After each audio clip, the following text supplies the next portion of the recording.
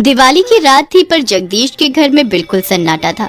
घर में ना कोई शोर, ना कोई सजावट और ना ही कोई जगमगाहट थी। जगदीश अपने घर के आंगन में चुपचाप बैठा हुआ था और उसकी बीवी अंदर रसोई में काम कर रही थी।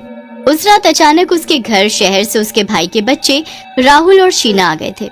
घर में एकदम सन्नाटा देखकर उनको बड़ा अजीब लग रहा था, पर फिर उन्होंने सामने एक खंडहर सा घर देखा जिसके बाहर दो लड़कियां खुशी और पायल पटाखे जला रही थी। आओ न दीदी, आओ न भैया, क्या आप हमारे साथ दिवाली मनाओगे?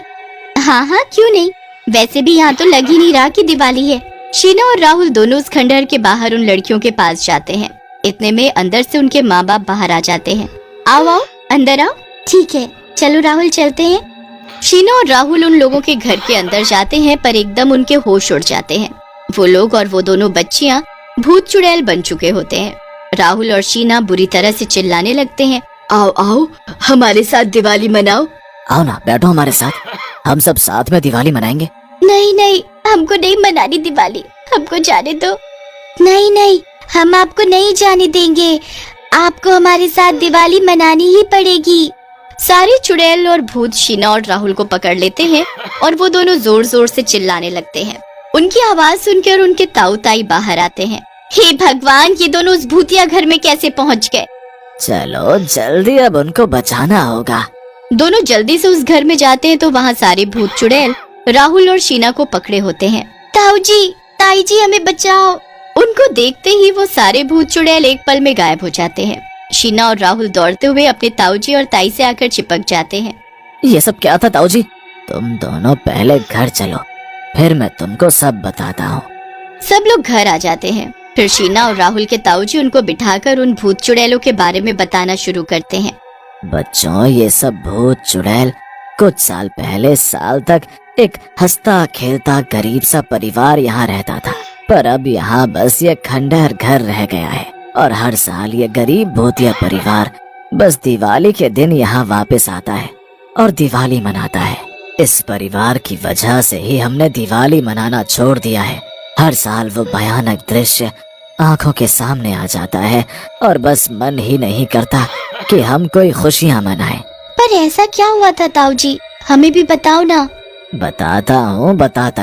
बहुत समय की बात है जब इस घर में एक गरीब परिवार रहता था।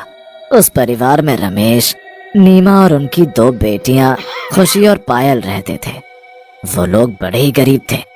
रमेश के पास कोई एक नौकरी नहीं थी। उसे जो काम मिलता था वो वही करके अपने घर का गुजारा कर रहा था। उनको बड़ी मुश्किलों का सामना करना पड़ रहा था। एक दिन रमेश और नीमा दोनों अपनी बेटियों के लिए बड़े परेशान थे। कुछ दिन से मुझे कोई भी काम नहीं मिल रहा, समझ नहीं आ रहा कि अब क्या करूं। खुशी और पायल भी अब स्कूल जाने की जिद करती हैं। स्कूल तो दूर की बात है, यहाँ मैं खाने का इंतजाम नहीं कर पा रहा। ऐसे कब तक चलेगा? अब तो दिवाली भी आनी है, दोनों नए कपड़ों की, पटाखों की जिद करेंगी। देखता हूँ कुछ, क्या पता कल कोई काम मिल जाए। कम से कम ये दिवाली तो ठीक से मन जाएगी हमारी। पर अगले दिन रमेश काम के लिए निकल पड़ता है। सब जगह जाकर वो काम मांगता है पर कहीं भी जगह खाली नहीं होती। बेचारा सुबह से शाम तक यहाँ से वहाँ काम के लिए भीख से मांगता रहता है और थक कर एक जगह बैठ जाता है।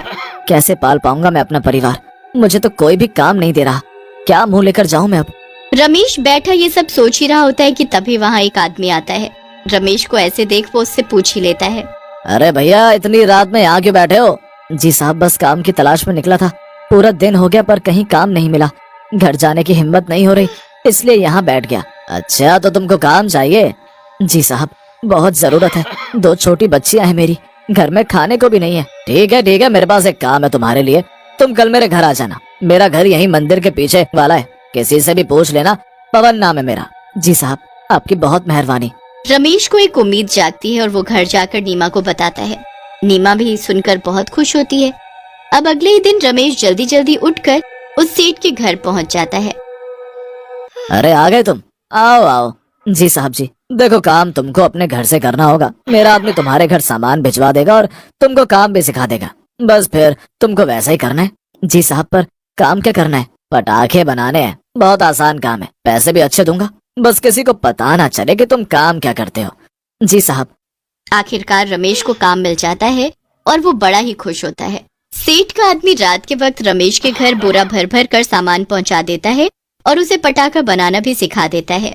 ठीक है, अब ऐसे ही तुमको पटाखे बनाकर इसी बोरे में भर देने, मैं कल आकर ले जाऊंगा। जी ठीक है। रमेश और नीमा अब दोनों ही पटाखे बनाने में लग जाते हैं। नीमा को इस बात की बड़ी खुशी होती है कि वो भी रमेश के काम में हाथ बटा पा रही होती है। दोनों मिलजुल कर अच्छे से मेहनत कर रहे होते हैं। खुशी और पायल अपने माँ बाप को काम करते देख जिद करने लगती है कि उन्हें भी पटाखे चाहिए। नहीं नहीं बच्चों, ये पटाखे हमारे लिए नहीं है, बाबूजी दिवाली पर तुम्हारे लिए दूसरे पटाखे ला देंगे। अभी तुम जाओ कमरे में जाकर खेलो। क्या माँ, आप हमको थोड़े से पटाखे नहीं दे सकती क्या? किसी को क्या पता चलेगा? कोई बात नहीं, अब छोड़िए सब। माँ ने बोला है ना, वो बाबूजी से पटाखे मंगवा देंगी। चल अब हम दोनों गुड़िया से खेलते हैं। पायल और खुशी दोनों वहाँ से चले जाते हैं और अपनी गुड़िया से खेलने लगते हैं।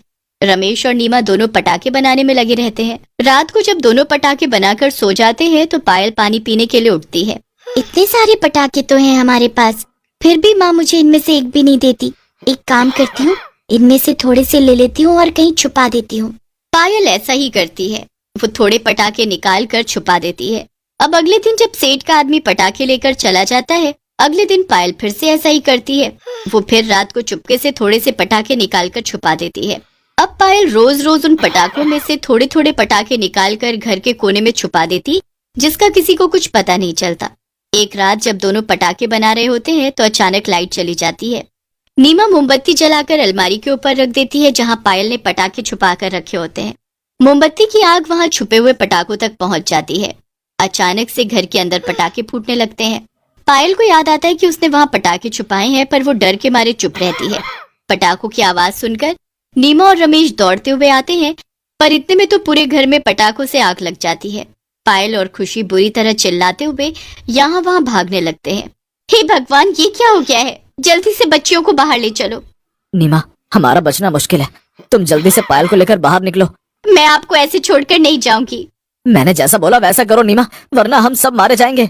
नीमा और रमेश बहुत कोशिश करते हैं, पर आग पूरे घर में फैल चुकी होती है और चारों में से कोई भी बाहर नहीं निकल पाता।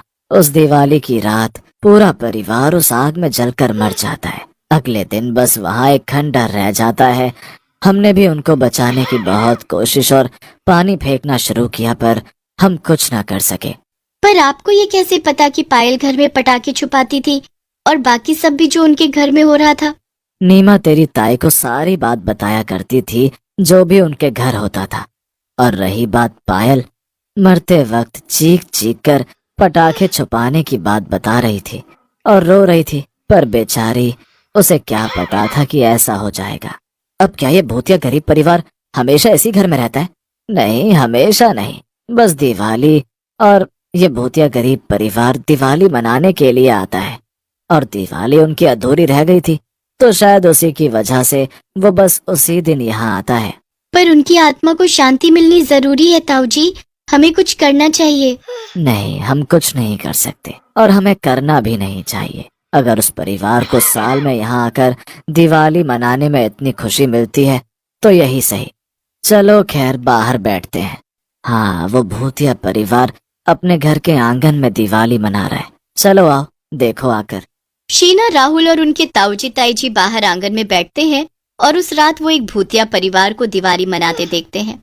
ऐसा उन्होंने कभी देखा तो क्या, कभी सुना भी नहीं होता, पर जो उस रात वो देखते हैं उनको जिंदगी भर याद रहता है। उनको उस परिवार के लिए बहुत बुरा लगता है, पर वो तब से हर साल उस भूतिया परिवार की दिवाली देखने आने लगते हैं।